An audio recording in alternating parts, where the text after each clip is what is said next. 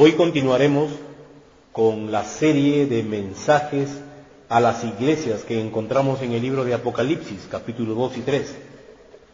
En esta mañana veremos el mensaje a la iglesia de Esmirna, Apocalipsis, capítulo 2, desde el verso 8 al 11. El mensaje a esta iglesia es muy corto, pero antes de entrar a ver cuál es el mensaje de Jesucristo a esta iglesia de Esmirna, vamos a mirar un poco cómo era Esmirna en la antigüedad. Esmirna estaba situada a unos 50 kilómetros al norte de Éfeso. Era una ciudad portuaria. Venían muchas embarcaciones para traer mercancía y para llevar mercancía. Esta ciudad producía vino, ropa, perfumes, objetos de orfebrería. Estas mercancías eran distribuidas a lo largo de todo el Mediterráneo. Así que esta ciudad llegó a ser muy importante. Gente viniendo, muchos sitios de restauración, de diversión, de espectáculos, porque era una ciudad también de la cultura. Competía con Éfeso, porque Éfeso tenía una gran biblioteca, pero esta también tenía centros de estudio y de cultura. Era llamada la Gloria de Asia. Esta ciudad de Esmirna llegó a ser una gran metrópolis comercial. El poeta Homero, el que escribió la Ilíada y la Odisea, pasó la mayor parte de su vida en esta ciudad de Esmirna. Era una ciudad politeísta. Tenían dioses griegos, tenían dioses romanos. Ahí está el conocido dios Baco, o dios del vino, y la diosa Cibele, que era la diosa de la fertilidad, de la salud, de la protección. Esta diosa era la patrona de la ciudad de Esmirna. Esmirna, estratégicamente, se convirtió en una pieza más del engranaje de poder, que era Roma. Es decir, se alió con el poder. ¿Quién era el poder? Roma. Y esta ciudad se rindió al servicio de Roma. Fue la primera ciudad del Asia Menor que construyó un templo a la diosa Roma. También construyó un templo romano en honor al emperador Tiberio. Allí se quemaba incienso y se pronunciaba: César es el Señor. Por eso es que los romanos invirtieron en esta ciudad. Trajeron su conocimiento de arquitectura y construyeron mucho. Hicieron de esta ciudad una ciudad muy bella. Se le llamó a Esmirna la corona del Asia Menor. ¿Cómo llegó el Evangelio a esta ciudad? El Evangelio primero llegó a Éfeso por la labor de Pablo, y de ahí el Evangelio se empezó a extender a las demás ciudades del Asia Menor, y llegó aquí a Esmirna. En el tiempo en que esta carta fue escrita, Domiciano era el emperador. Él había desterrado a Juan, el escritor de esta carta a la iglesia de Esmirna, lo había desterrado a Patmos para que allí muriese. En este tiempo, el obispo de la iglesia en Esmirna era Policarpo, y es muy posible que él haya recibido esta carta a la iglesia de Esmirna y lo haya divulgado. Era una ciudad politeísta, y el cristianismo podría haber encajado como una religión más. El problema está en que los cristianos señalaban que los otros dioses no eran dioses, y decía que no deberían ofrecerse ofrendas a los diversos dioses que habían, incluso que había que destruir esos altares. Y esto había causado un choque en la cultura, porque los demás eran politeístas, tenían diferentes dioses, pero ninguno de ellos iba en contra del otro. Pero el cristiano defendía que solamente había un único Dios y un único medio de salvación, que es Jesucristo. Y su mensaje era en contra de las otras religiones, y que se debería destruir esos templos, y que no se debería ofrecer sacrificios ni ofrendas a esos otros dioses. Y esto ya empezó a chocar contra la cultura. La gente de Esmirna conocía cuál era la posición cristiana, cuál era su teología. De ahí que los gremios que existían, los gremios comerciales, cerraban las puertas para que los cristianos no pertenecieran a determinados gremios de producción y de comercialización, lo cual hizo que los cristianos de Esmirna se quedaran al margen, no pudieran comercializar, no pudieran ganar, por lo tanto empobrecían más y más. Y llegaron a tal pobreza que eran considerados como indigentes, carentes de todo. Los cristianos llegaron a empobrecerse sobremanera. En esta ciudad de Esmirna vivían muchos judíos que eran influyentes, pero que también eran leales a Roma. Y ellos mismos apoyaron a Roma en la persecución y en la exterminación de los cristianos, porque los consideraban una secta impía. Así que tanto romanos como judíos persiguieron y dieron muerte a un gran número de cristianos. Fueron 10 emperadores romanos los que estuvieron a cargo de perseguir a los cristianos.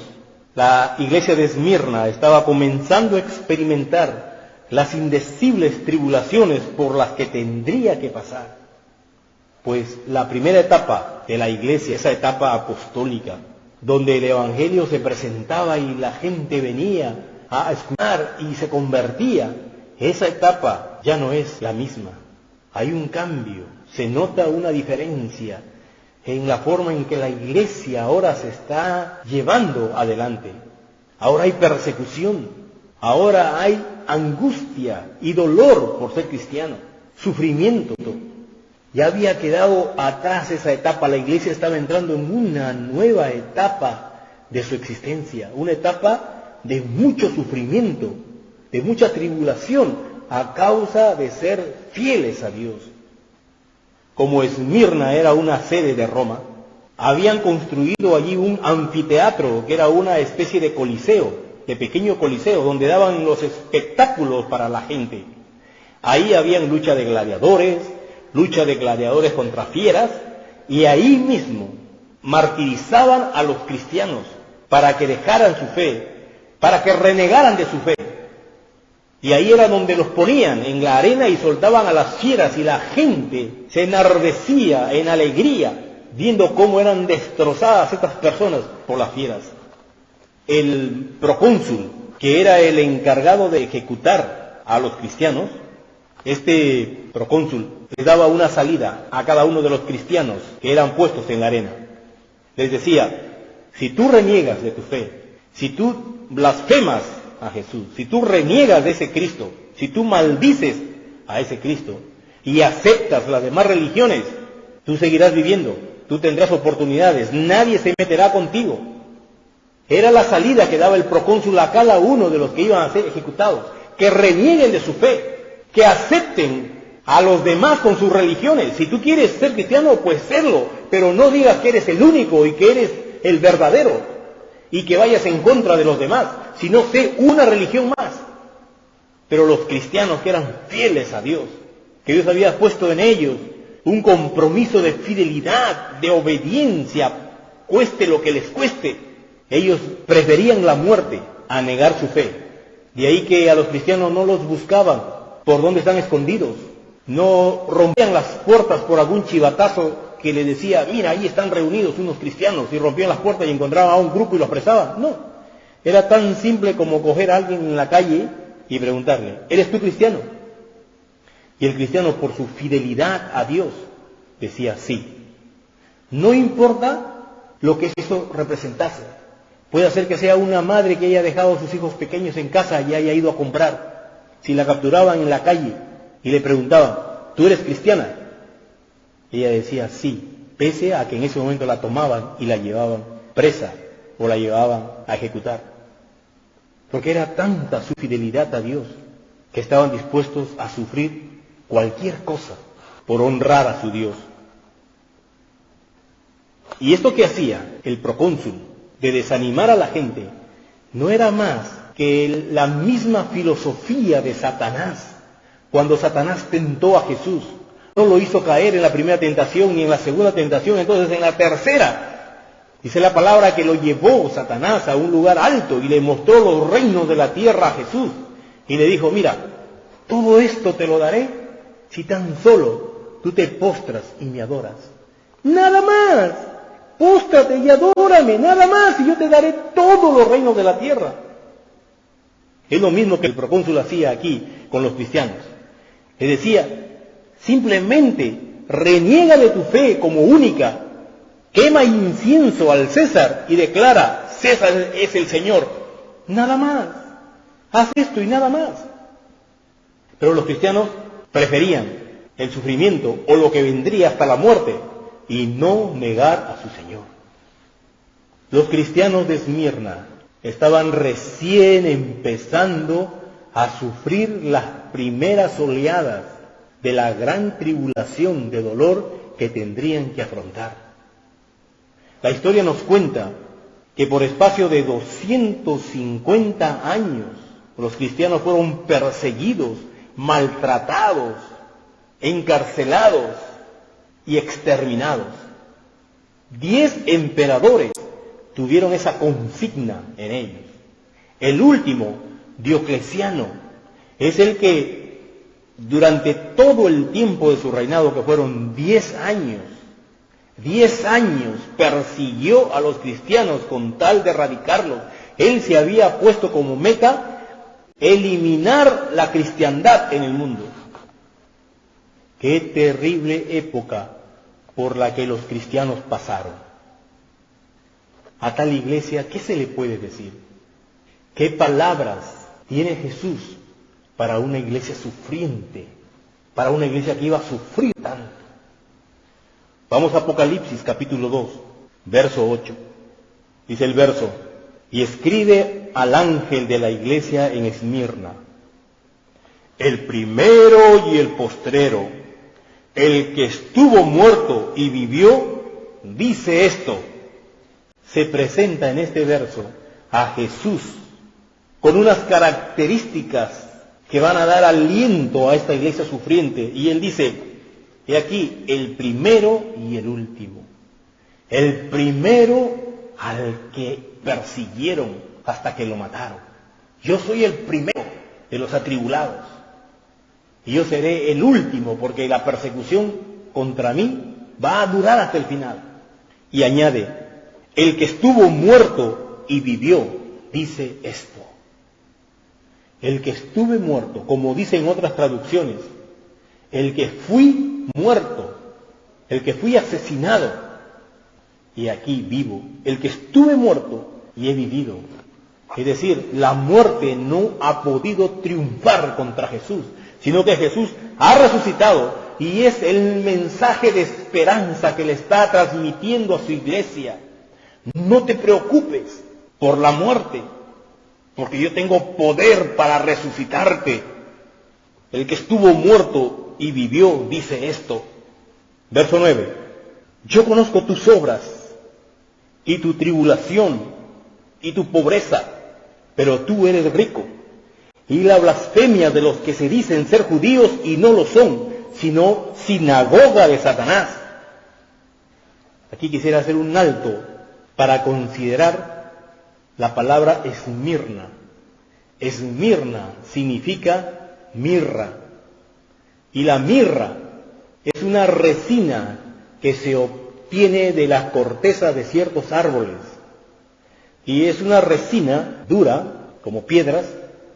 No tiene mayor fragancia, sino hasta cuando se le muele, cuando se le oprime, cuando se le tritura, empieza a desprender esa fragancia. Es amarga, muy amarga, pero sin embargo, el olor que despide es un perfume y que se utilizaba para embalsamar a cadáveres. Así se le ve a la iglesia de Esmirna, martirizada, triturada, pero desprendiendo un olor agradable a Dios. Los sufrimientos de Esmirna no hacían más que alzarse como un aroma grato ante Dios. Y Él les dice en el verso 9, yo conozco tus obras, tus sufrimientos no me son ajenos. Lo que te pasa, yo no lo desconozco, al contrario, yo conozco por todo lo que pasa. Es el mismo Jesús que nosotros tenemos ahora, que sabe qué tribulación tenemos, por qué problema estamos atravesando. qué situación difícil tenemos, qué dolores tenemos, qué sacrificios hacemos por el Señor. Todo esto es considerado por nuestro Señor Jesucristo. Yo conozco tus obras. Es importante notar también aquí que en estos años, en este periodo que la iglesia atravesó de sufrimientos y de tribulación y de angustia y de persecuciones, ha sido la etapa más bella de la iglesia. Y a pesar que eran exterminados, por cada uno que exterminaban 10 se levantaban. Ha sido una etapa en la que más traducciones de la Escritura se han hecho. Se hacían muchas copias de las Escrituras y se repartían. Una obra excepcional, venida de una iglesia atormentada, perseguida, pobre, huyendo. Sin embargo, se hacían copias y copias de la palabra de Dios en diferentes idiomas, se traducía y se repartía. Yo conozco tus obras y tu tribulación, esa presión, esas aflicciones, esas angustias, esas persecuciones, esos problemas que estás pasando. Y también conozco tu pobreza. Desde el punto de vista material, sí, estás arruinado. Eres pobre, miserable. Pero tú eres rico, porque Dios no mide la pobreza o la riqueza como la medimos nosotros, sino que el Señor sabe valorar lo que realmente nos cuesta para con Dios, y eso es riqueza para Él. Lo que hacemos en sacrificio para Dios, Él lo considera como riquezas nuestras. Las obras que hacemos en su nombre, el trabajo que nos cuesta hacer las cosas, todo es valorado por Dios como tesoros, como de gran valor, como de gran precio para Él. Y también dice, yo conozco la blasfemia de los que se dicen ser judíos y no lo son, sino sinagoga de Satanás. Los judíos, los que tenían el conocimiento de este Dios único y real, ellos se habían mezclado con los romanos y no atentaban contra el culto a los demás dioses. Lo permitía. Solamente que los judíos, entre sí, entre ellos, solamente adoraban a su Dios. Pero no censuraban a los demás. Pero el cristianismo sí censuraba la idolatría de que había alrededor. Por eso dice, la blasfemia de los que se dicen ser judíos y no lo son. La palabra judío viene de Judá, de la tribu de Judá, cuyo nombre significa alabanza a Dios. Y estos, los judíos, deberían ser representantes de una alabanza a Dios. Sin embargo, no lo eran, sino sinagoga de Satanás, templo de Satanás. Así como el procónsul trataba de hacer que los cristianos renegaran de su fe y aceptaran a los demás dioses, los judíos también, eso es lo que querían, que renieguen de su fe, que se postren ante Satanás y le adoren, y después iban a recibir todo lo demás, todos los reinos de la tierra. La misma filosofía del diablo estaba en la mente de estos judíos, por eso le llama templo de Satanás, porque defienden la filosofía de Satanás. Qué diferente la vida de estos creyentes de Esmirna, pobres pero fieles a Dios. A pesar de sus necesidades, de sus deficiencias, eran fieles a Dios. ¿Qué diferencia con este nuevo mover actual que hay en las iglesias de ahora? Que viene produciéndose desde mediados de los años 80 para aquí. La iglesia ha cambiado, ¿no se dan cuenta? Hay mega iglesias, iglesias grandes, cuyo mensaje ha cambiado. Ahora es, si tú eres pobre, es porque no eres un hombre bendecido por Dios. La riqueza es sinónimo de ser bendecidos por Dios. El cristiano es un hombre próspero. El cristiano debe tener los mejores coches, las mejores casas, los mejores trajes, los mejores negocios. Eso es lo que predica ahora la teología de la prosperidad. Las mega iglesias están llenando con este mensaje, un mensaje nuevo, totalmente diferente al mensaje que encontramos a la iglesia de Esmirna. que eran pobres, pero no era sinónimo de una debilidad espiritual o de un alejamiento de Dios. Más bien por causa de un acercamiento a Dios y una fidelidad a Dios, habían caído en pobreza. Verso 10. No temas en nada lo que vas a padecer. He aquí el diablo echará a algunos de vosotros en la cárcel para que seáis probados y tendréis tribulación por 10 días. Sé fiel hasta la muerte y yo te daré la corona de la vida. La palabra alentadora de nuestro Señor Jesús aquí para su iglesia es: no temas en nada lo que vas a padecer. Jesús no les dice: no vas a padecer, no vas a sufrir, no vas a tener necesidad de nada. El Señor Jesús no corta esa parte, no elimina esa parte, sino que le dice: vas a padecer, pero no temas en nada lo que vas a padecer. No temas es la palabra de aliento para esta iglesia sufriente. No temas. He aquí el diablo echará a algunos de vosotros en la cárcel para que seáis probados y tendréis tribulación por 10 días. Estos 10 días tal vez se refieran a un corto espacio de tiempo. Vas a sufrir, pero no por mucho tiempo. Vas a sufrir por 10 días. Podría referirse a tranquilo, la tribulación pronto pasará. O tal vez pueda referirse a que estos años de persecución y masacre que tuvo la iglesia fueron dentro de 10 emperadores. O a los 10 años en el que el emperador Diocleciano mantuvo una constante persecución y aniquilamiento de la iglesia. Pero con todo, el Señor dice: mira, el diablo echará a algunos de vosotros y tendréis tribulación por 10 días. Tranquilo, sé fiel hasta la muerte, sé fiel hasta la muerte, y yo te daré la corona de vida. Jesús está proyectando a su iglesia que esta vida no es lo único que hay. Hay más allá otra vida. Así que este primer paso, sé fiel hasta la muerte, pero porque tú no vas a morir. Yo te daré la corona de vida. Experimentarás conmigo después de tu muerte la vida eterna, la vida que yo estoy ofreciendo, la vida que yo te he ofrecido, y te la daré. Verso 12 dice: el que tiene oído, oiga lo que el Espíritu dice a las iglesias. El que venciere no sufrirá daño de la segunda muerte. Está diciendo: pongamos atención. Lo que el Espíritu dice no solamente a esta iglesia, sino a todas las iglesias. Lo que el Espíritu dice a las iglesias. Pongamos atención. El mensaje es para nosotros también, es para todas las épocas. El mismo mensaje. Atentos. Lo que el Espíritu quiere hablarte en esta mañana a través de la experiencia que vivieron nuestros hermanos en Cristo de la iglesia de Esmirna.